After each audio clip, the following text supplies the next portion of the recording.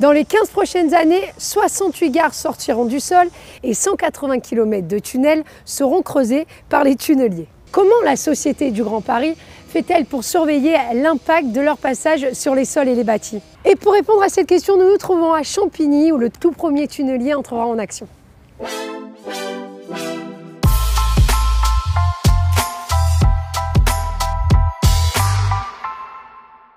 Thierry, en quoi consistent les méthodes observationnelles? Il est important de connaître l'état des bâtis sous lesquels nous allons construire. Il existe deux techniques principalement.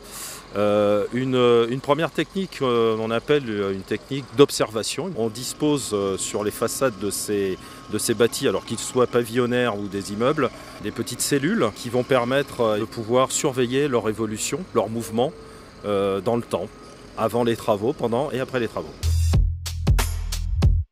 Maintenant qu'on en sait un peu plus sur la première méthode, on va aller découvrir la deuxième.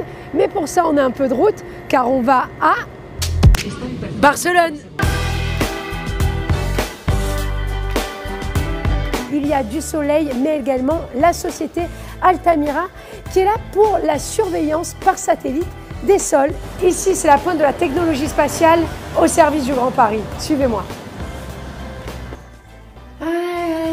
Hola, mi llamo Cécile, estoy Barcelona. Cécile, on peut parler en français. Ici, on est polyglotte, anglais, espagnol, français, même russe.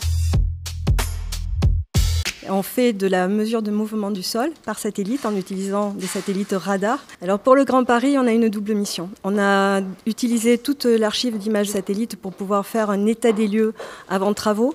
C'est 25 ans de données. Et à partir de là, on passera ensuite dans une phase beaucoup plus dynamique qui est la phase travaux. Et là, on va programmer les satellites spécifiquement pour ce projet-là.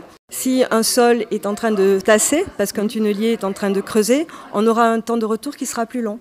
Et du coup, c'est ce processus-là qui s'appelle interférométrie. C'est du différentiel en distance que l'on mesure entre le satellite et le sol. Ça pendant près de 15 ans.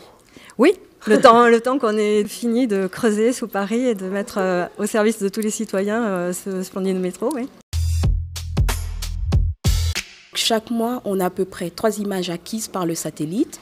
On va analyser, nous, les résultats pour vérifier que tout va bien.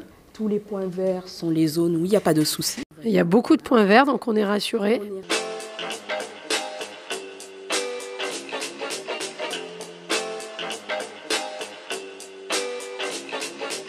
Mais Cécile, tu fais quoi là?